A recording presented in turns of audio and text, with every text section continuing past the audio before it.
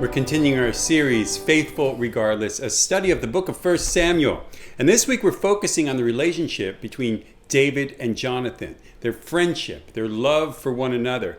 And it's an example. We see clearly how it's an example of how Jesus taught us to love one another. Now, as we go through chapter 20, pay careful attention to the formal commitments of relationship they have with one another, a sworn friendship, a covenant friendship, a relationship of love. So let's get right into it. In 1 Samuel 20, verse 1 says this: Then David fled from Naioth at Ramah and went to Jonathan and asked, "What have I done?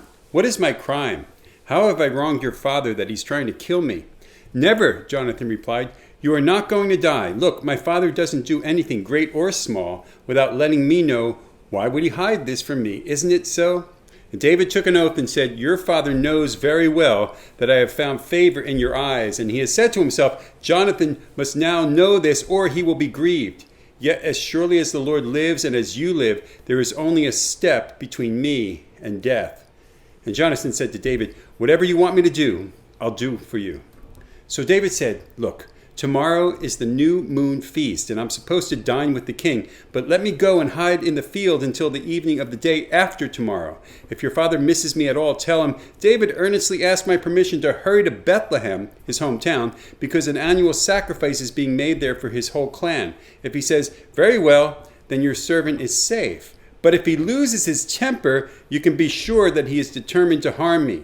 As for you, show kindness to your servant, for you have brought him into a covenant with you before the Lord.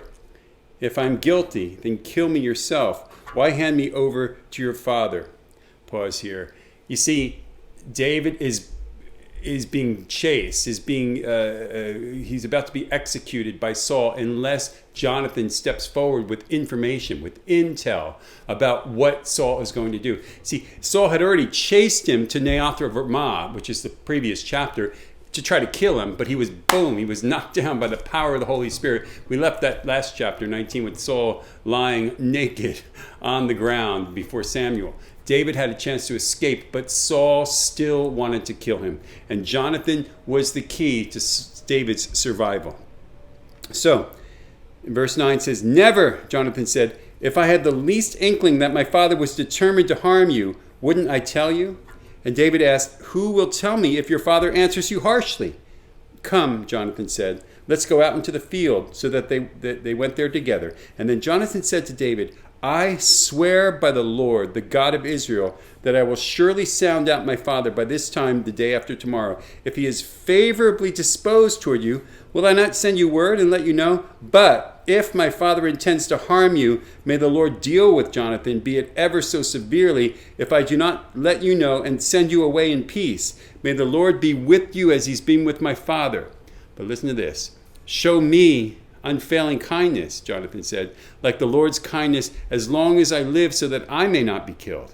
And do not ever cut your kindness from my family, not even when the Lord has cut off every one of David's enemies from the face of the earth." Verse 16, "So Jonathan made a covenant with the house of David, saying, 'May the Lord call David's enemies into account.'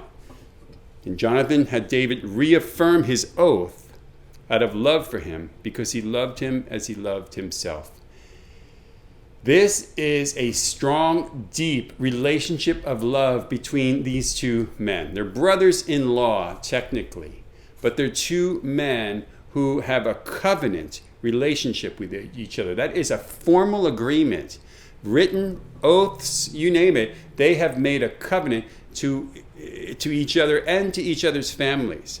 And this goes way beyond any of the friendships I believe we've seen in the Bible so far between two people. Now, verse 18 continues. Then Jonathan said to David, "Tomorrow is the new moon feast. You will be missed because your seat will be empty. The day after tomorrow, toward evening, go to the place where you hid when this trouble began, and wait by the stone Ezel. I will shoot 3 arrows to the side of it, as though I were shooting at a target. And then I'll send a boy and say, 'Go find the arrows.' If I say to him, 'Look, the arrows are on this side of you, bring them here. And then come, because as surely as the Lord lives, you are safe and there is no danger. But if I say to the boy, 'Look, the arrows are beyond you,' then you must go, because the Lord has sent you away And about the matter you and I discussed, remember, the Lord is witness between you and me forever. The matter that was discussed is the covenant, this covenant relationship. Verse 24. So David hid in the field, and when the new moon feast came, the king sat down to eat. He sat in his customary place by the wall opposite Jonathan, and Abner sat next to Saul. But David's place was empty. Saul said nothing that day, for he thought something must have happened to David to make him ceremonially unclean. Surely he's unclean. But the next day, the second day of the month, David's place was empty again. And then Saul said to his son, Jonathan, "Why hasn't the son of Jesse come to the meal, either yesterday or today?" And Jonathan answered, "David earnestly asked me for permission to go to Bethlehem. He said, 'Let me go because our family is observing a sacrifice in the town, and my brother has ordered me to be there. If I have found favor in your eyes, let me get away to see my brothers.' That is why he has not come to the king's table." Verse 30, Saul's anger flared up at Jonathan, and he said to him, "You son of a perverse and rebellious woman, don't I know that you have sided with the son of Jesse to your own shame and to the shame of your mother who bore you? As long as the son of Jesse lives on this earth, neither you nor your kingdom will be established. Now send someone to bring him to me, for he must die." Jonathan responded in verse 32, "Why should he be put to death? What has he done?" Jonathan asked his father. But Saul hurled his spear at him to kill him. And then Jonathan knew his father intended to kill David. Wow. Saul was so maniacally insane at this point over his hatred and jealousy for David that he tried to kill his own son at the dinner table simply for his son asking, "What has David done?" Now Jonathan got up from the table in fierce anger. On the second day of the feast, he did not eat because he was grieved at his father's shameful treatment of David. In the morning, Jonathan went out to the field for his meeting with David. He had a small boy with him, and he said to the boy, "Run and find the arrows I shoot." As the boy ran, he shot an arrow beyond him. When the boy came to the place where Jonathan's arrow had fallen, Jonathan called out after him, "Isn't the arrow beyond you?" Then he shouted, "Hurry, go quickly, don't stop." The boy picked up the arrow and returned to his master. The boy knew nothing at all about this, only Jonathan and David knew. Then Jonathan gave his weapons to the boy and said, "Go carry them back to town." Now, after the boy had gone, David got up from the south side of the stone and bowed down before Jonathan 3 times with his face to the ground. And they kissed each other and wept together, but David wept the most. And Jonathan said to David, "Go in peace, for we have sworn friendship with each other in the name of the Lord, saying, 'The Lord is witness between you and me, between your descendants and my descendants forever.'" And then David left, and Jonathan went back to town. Jonathan and David had something that not many people ever experience. They had a deep, lasting, formidable covenant relationship, sworn friendship. Verse 42, it's described sworn friendship in the name of the Lord.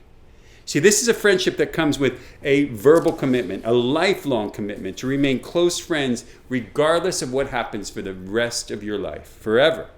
A covenant, as you know, is a formal agreement between people or organizations. It's much like a wedding.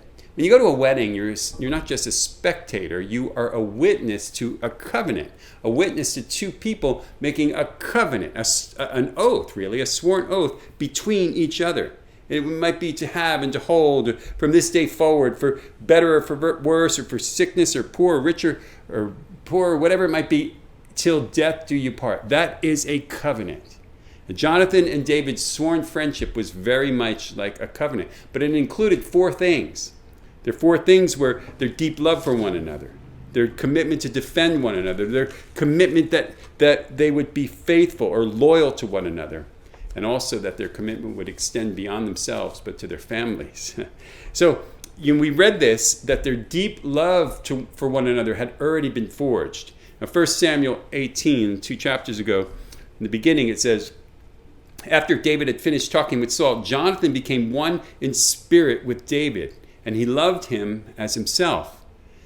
And Jonathan made a covenant with David because he loved him as himself. Jonathan took off the robe he was wearing and gave it to David, along with his tunic and even his sword, his bow, and his belt. This is a formality. This is a ceremonial covenant with someone else that you're covenanting, you're promising, you're making a sworn oath toward them. Now, listen, this is not a romantic or sexual thing at all. This love, some people might suggest that they're dead wrong. This is a love that's basically saying, I prioritize you as much as or above myself. A covenant, loving as you love yourself. Very much like what Jesus describes in the greatest commandment. Remember, he answered what the greatest commandment is? First and foremost, to love God with all you got. The second, Matthew 22:39, love your neighbor as yourself. Now this is what's on display here. David and Jonathan loved one another with this deep, unselfish relationship. So that was the first thing. The second thing is that they were committed to being loyal to one another. Loyal unto death. Very similar to what Peter's intentions were in the very last day, as the night Jesus was arrested.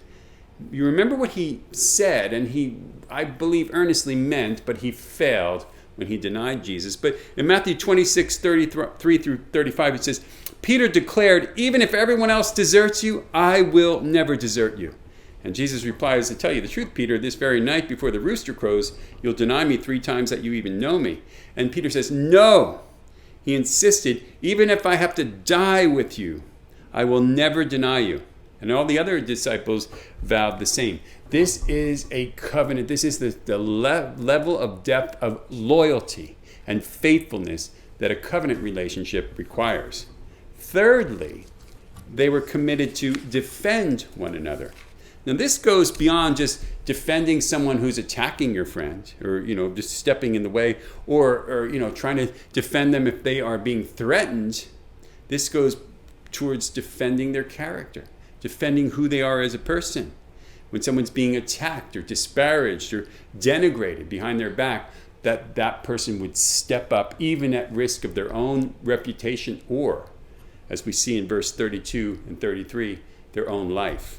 It's when Saul was asking about David, Jonathan says, why should he be put to death? What has he done? And this is after he saw his father's unbridled fury raging. He stepped up and defended David. He said, what has he done? And that's when Saul took a spear and tried to nail him to the wall at the dinner table. This is the love that Jesus commands us to have towards one another. John 15:13 says, greater love has no one than this, to lay one's life down for his friends. No one has greater love than someone who would literally and demonstratively lay their life down for their friends. Loyalty, defending. And then this last one, their commitment also extended beyond their own selves to each other's families. See, Jonathan and David's covenant friendship was so deep that it extended beyond themselves and covered their descendants as well. Verse 42 says it, the Lord is my witness between you and me, and between your descendants and my descendants forever. Now, nowhere is this more beautifully put into the story in place when we talk about Mephibosheth in 2 Samuel 4. We might not get there in this series, but we'll get there at some point, telling you the story of this crippled little boy who was a son of Jonathan named Mephibosheth. And Jonathan died, and his household was marked for destruction and death by the household of David because they were in the enemy camp of Saul. And so David could have easily killed the entire family and everyone that they found that was connected. But instead, David took him home, put him in a place of honor at his own table, and treated him as his own son. Why? Because he made a covenant, relationship, commitment, oath of friendship to Jonathan. David and Jonathan could have easily been each other's worst enemy. But instead, they became the closest of friends. Their friendship was cultivated, obviously, in a very hostile, troubled environment. David was Jonathan's father's sworn enemy. Can you imagine if your father had a sworn enemy that was absolutely enemy number one that happened to be your best friend? Think about the conflicted relationship. David was clearly given the throne that would have or could have gone to Jonathan. How about this? You could be king, except somebody else gets in the way and he takes the throne. That would cause conflict, wouldn't it? Instead, Jonathan relinquished it willingly, knowing that David was the anointed. And in fact, Jonathan went and put his life at risk, as we saw at the dinner table, just to declare David's innocence. And David had to rely on Jonathan's word to know whether or not, if and when, the king planned to execute him. There's only one source that you could trust that will keep you from death, and it happens to be the son of your lethal enemy. This is the trust. This is a relationship. This is the environment that this relationship was cultivated in. Yet instead of this strain of circumstance causing them to be distant enemies, they were close friends. This could have easily cultivated a strong enemy, adversarial relationship between these two men. Instead, because of their covenant relationship of love, they were closest friends, closer than brothers. What an example. I believe we all need friends like that. Do you have a friend like that? I believe we can have friends like that. It may not be many. It might only be one or two throughout your life. And it's much like, the best man or a maid of honor at a wedding. I do quite a few weddings, and there's always that best man or that maid of honor who's more than just the best friend of the bride or the groom. There's someone who that person, most of the time, not always, can count on in the toughest times of life. Someone whose friendship has stood the test of time and has been proven through the toughest of circumstances. And this is, believe me, this is beyond, David and Jonathan's relationship is beyond what we ever really see in these modern relationships, because it's a friendship that has an oath attached to it. That's a friendship that has a covenant attached to it that extends beyond even their lifetime into each other's descendancy. Strong, deep friendships. I hope that we develop friendships like that. If you don't have a close friend, pray for one, and also be a friend. Proverbs tells us this: if you want to be friends, if you have friends, you have to be friendly. Proverbs 18:24 says, "A man who has friends must himself be friendly." But listen to what he says in this next part. "But there is a friend who sticks closer than a brother." There's no one who sticks closer than a brother than Jesus. Jesus is the best friend. In fact, John 15:15, Jesus says, "I've called you friends. For everything I learned from my Father, I've made known to you." I've called you friends, he says to his disciples and says to us. In fact, just a few verses earlier is when he says this, John 15:12. "This is my commandment, that you love one another as I have loved you." You see, he said this whole thing about love one another as I have loved you in the context of his explaining friendship with us. Jesus wants to be in covenant friendship with us and have us to be in covenant friendship with one another. And that's why he says in John 13:35, "By this everyone will know that you are my disciples, if you love one another." Think about that. Have you ever seen people that have really close friends? It's rare. You don't always see it. I had a chance to see it actually recently. I was at my brother's house. My whole family went down to Maryland, and not all of us, but a lot of us, and got a chance to see some of his old friends. I was so struck by the friendships that they had. I texted him the next day and said, "Really impressed with your friendship," because it was a family dinner, but he went ahead and invited some of his close friends. And there was a group of old friends that seemed to have a real deep relationships, deep love for one another. They were very supportive of one another, very patient, affectionate.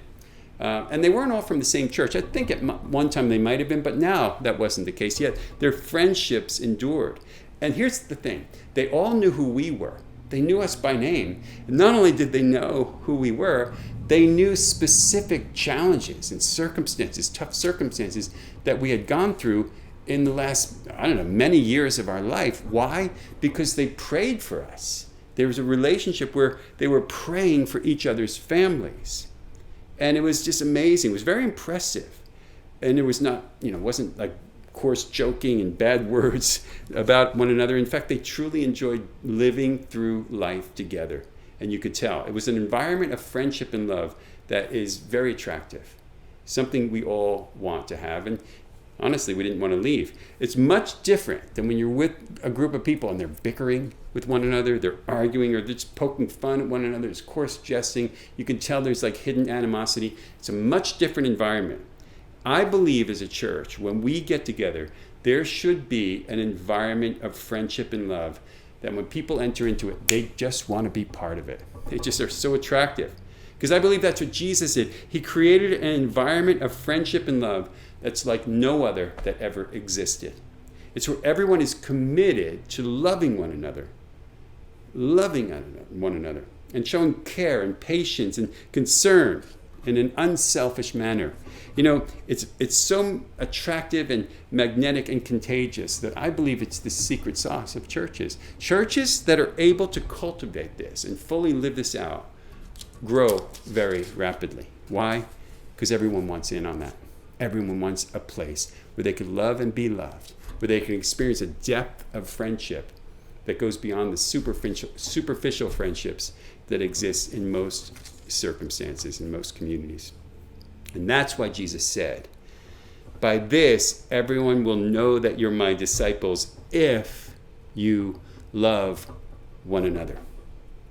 It's not that just they will know you're my disciples by your love, period.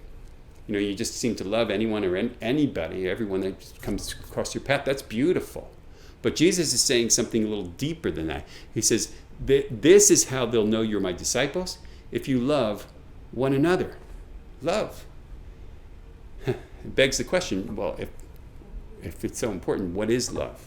Is it just up for your own definition? You can determine what you want love to be. Is it just being nice? Is that love? Is it just being, benevolent?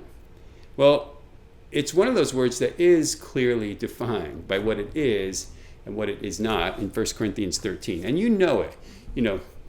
Love is patient, love is kind. There's actually 14 points to that section of Scripture.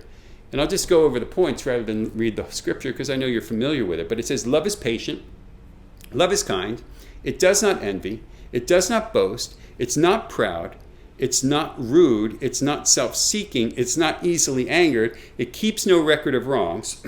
Love doesn't delight in evil, it rejoices in truth. It always protects, always trusts, always hopes, and always perseveres. How about that? You see, those 14 things are how they know we are his disciples. These things, not just these things to anyone even, not just these things to everyone, but at least these things to each other. Love is patient, kind, not envious, and all the rest to each other.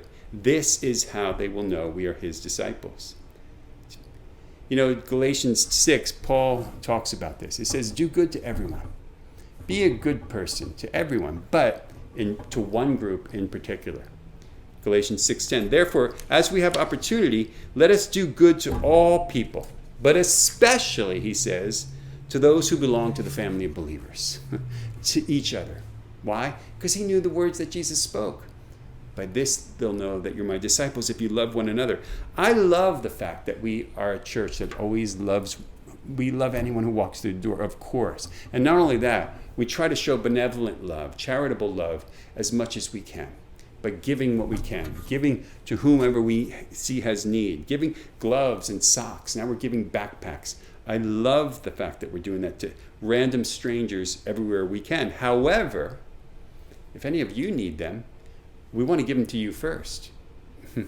Because we just read this. You are our priority. Galatians 6:10. If you have opportunity, do good to everyone, but especially to the family of believers. That's you. You need to know that you're loved. We need to cultivate an environment of love that is magnetic if we want people to come, to taste and see, to come out of darkness into the marvelous light. 1 John 3:17, if anyone has material possessions and sees a brother or sister in need but has no pity on them, how can the love of God be in that person? We can't just ignore our own brothers and sisters and just, get an award for do-gooding to the rest of the world. John just said, how can the love of God be in you? We need to cultivate covenant relationships, the kinds of relationships that we saw between David and Jonathan. Now, I don't know if we'll ever get there. I hope that we do. I hope that you do with somebody. A love relationship, a cultivated relationship that's built on an oath of covenant, sworn oath, so that you'll know, and they'll know that we are his disciples. I believe Jesus offers that. When we enter into the family of God, we're coming into a covenant not only with him, but to each other. So how do we do it? Try these 5 things. Love one another. That's first and foremost. Love one another. Second, have loyalty towards one another. Be loyal. Be faithful to each other. Third, defend one another. I'm not just talking physically, but verbally, relationally. Defend one another. Fourth, pray for one another. You know, it's so easy to pray for the world and the global problems and the chaos, but let's not forget each other. Let's pray for one another. And then finally, show grace to one another. What does that mean? Give each other some slack. Don't be the first person to put the other person down. When someone fails or falls, don't be the first to kick them while they're down, but be the first to help them back up again. And I believe this is cultivating, because it's built on the new covenant of love, covenant relationships with one another. Galatians 6, 1 and 2 is what I want to start closing with. It says this. Paul says to the Galatians, brothers and sisters, if anyone's caught in a sin, you who live by the Spirit should restore that person gently. But watch yourself, or you also may be tempted. Carry each other's burdens, and in this way you will fulfill the law of Christ. What is the law of Christ? The law of Christ is the new commandment that he gave us in John 15. John 15:12. A new commandment I give to you, that you love one another, as I have loved you, that you also love one another. God bless you.